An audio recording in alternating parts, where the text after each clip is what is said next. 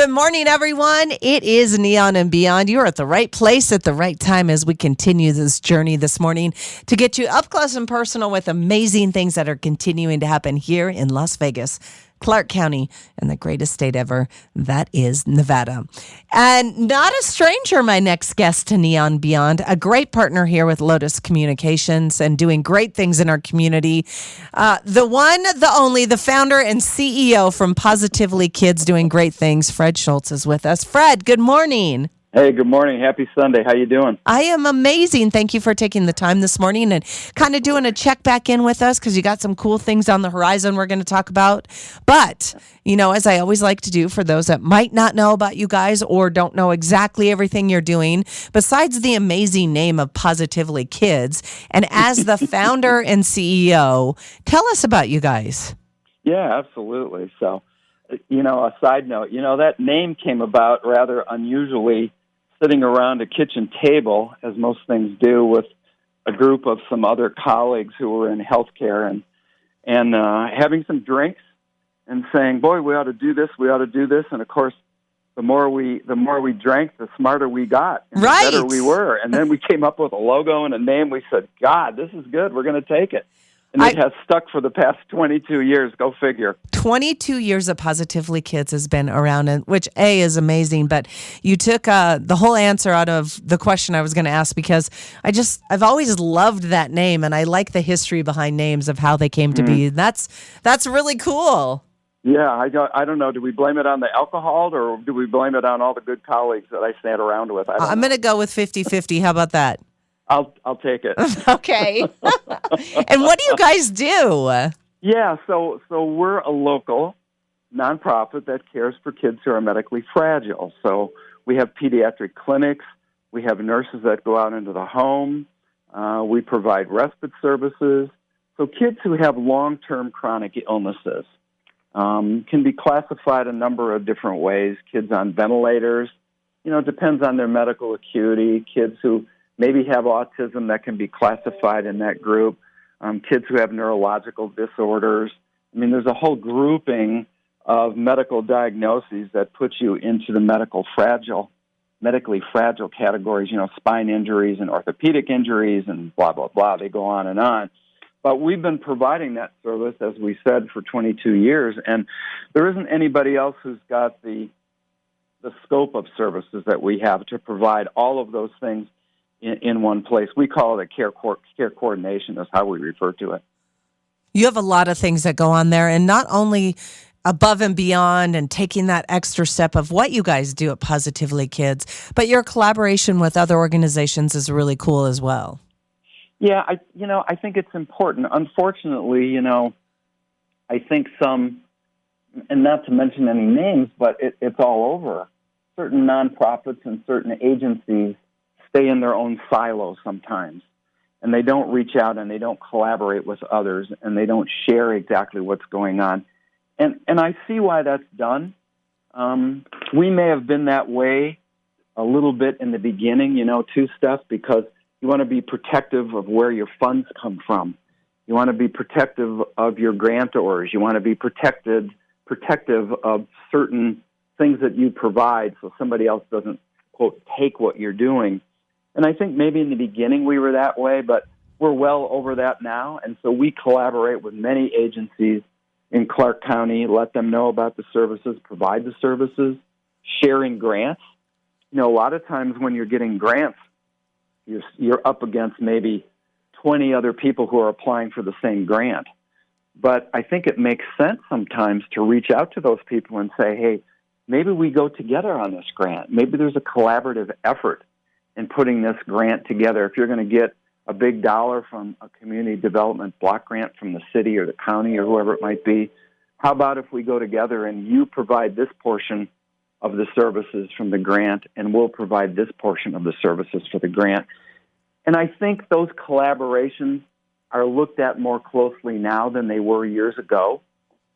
Because I can remember years ago if we applied for a grant and you'd have to make a personal presentation to somebody at the county or a group that was evaluating it, they'd say, well, doesn't so-and-so group do that also?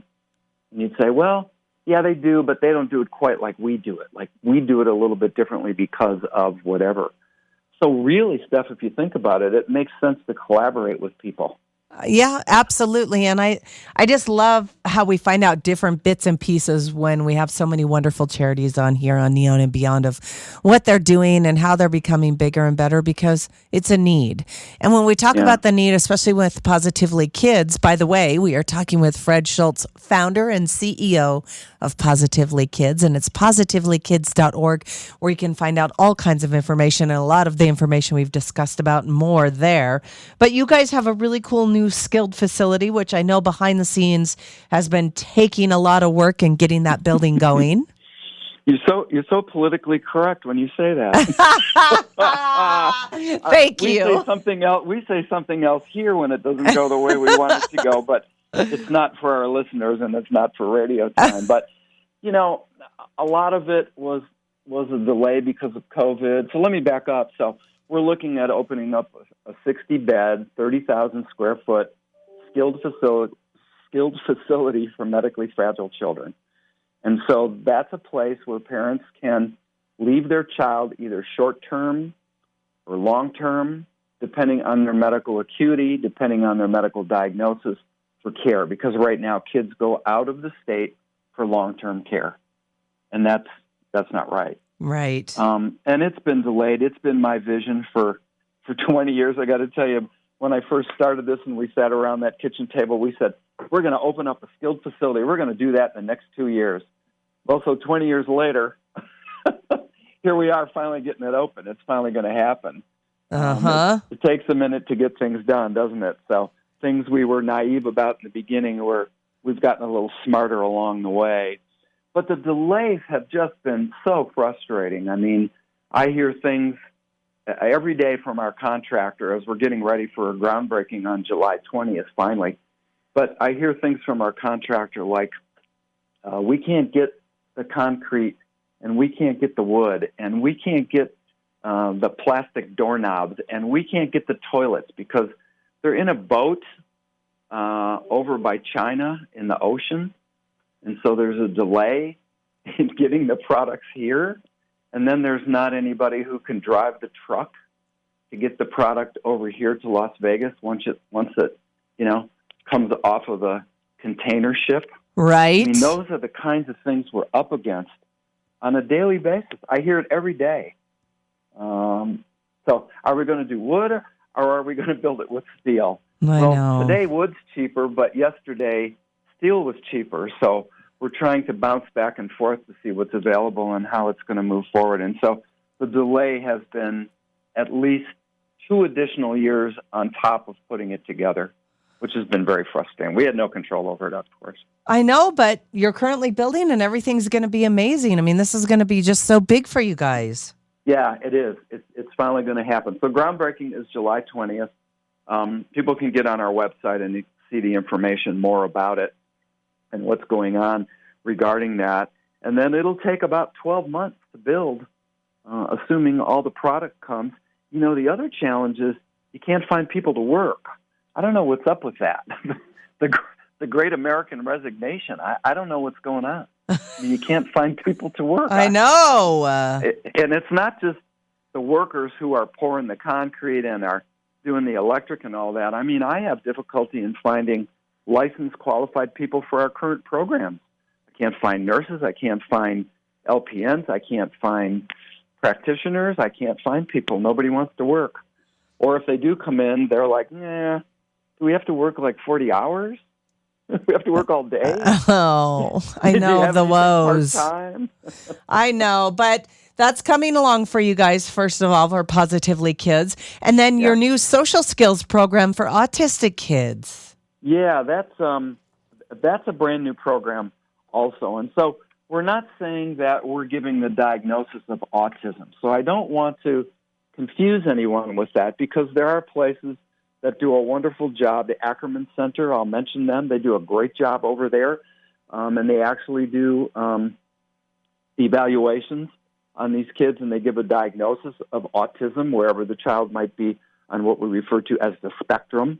How autistic are they? Very autistic, Do they respond at all? Can they do certain things or not? But we have what we call a social skills program. So children who have autism and other types of diagnoses like that don't interact very well with other children or adults. And so we look at early intervention for these kids to decide and help with individualized assessments. And we use board-certified behavior analysts and specialists to do that. And we work with these kids so that they learn to communicate, help with their socialization, their language skills. We create some independence with these kids that they never had before. Some of them have social, emotional issues. We're seeing more of that now, with kids that haven't been able to go to school. Now they're back to school. Now kids are concerned about, do you wear a mask? Are we not wearing a mask? Some places do and some places don't. Kind of a mixed bag, I will say, of concerns whether you wear a mask or not. We can't get vaccines for kids under 5 yet at this point. But putting them in a group for social skills has been, and it's a small program right now because we just started it. I think we only have 6 or 10 kids in the program right now. Wow. But still, small. It's small, but that need is there. Yeah, and you get more of a one-to-one because I've got 2 to 3 staff in that room. Some families are paying privately for it. Some are not because we have some grant money for those that cannot pay. We have grant dollars that can support some of the cost to operate that building or operate that program, if you will. But we've seen kids come to us that were not speaking. They weren't eating with their families. They had emotional problems where they weren't responding appropriately. You couldn't understand them when they would speak. And in less than, I would say, 2 months, and I have a certain child that I'm thinking about in my own head, that all of a sudden is speaking regularly. Mom tells us he eats with them at dinner, and he never ate with them at dinner. Oh. And, that's just a simple thing that you and I do with our kids. Like, we're going to have dinner, we're going to sit down, how was your day, what went on, blah, blah, blah, all those things. You talked about your daughter wanting to get involved, singing in the shower and her talents and all those kinds of things. She wants to be on the show. And you talk about that and you encourage that. But these kids can't do that. And now this one particular child that I have in mind that I just mentioned, Mom came and she's crying. She said, he sits with us at dinner and he talks. He speaks. I love that. I mean, and again, that goes right back around to Positively Kids, right? Yeah, exactly. And we take that for granted, don't we? We do. I take that for granted because our kids are fine. Yep. And 36,000 kids born in Clark County, 15% are medically fragile. I mean, that needs to be addressed here. We have 2.3 million people in Clark County alone. And we're it's a big number. 21% a year. Well, that's why you guys are around. And I know that there's a lot of opportunity. If this is a need and you're listening this morning on Neon and Beyond, please go to positivelykids.org because Fred and his whole team are just wonderful. They'll walk you through the process. They'll guide you to where you need to be, and they'll start you on that first step. You just need to take that first step. And also, if you're looking to get involved on a deeper level and you want to volunteer or find out more about them, please check out positivelykids.org. Right, Fred? Absolutely. Thanks for allowing me to share all that information this morning. Oh, my gosh, Fred. Thank you so much. We appreciate you coming on, and I know we're going to touch base and see what's going on. We'll do a check-in right around school time and see how things are rocking and rolling with you guys. Absolutely. I appreciate it, and we'll talk again soon. All right, Fred Schultz, founder and CEO of Positively Kids. Have a great day. Bye-bye. Bye.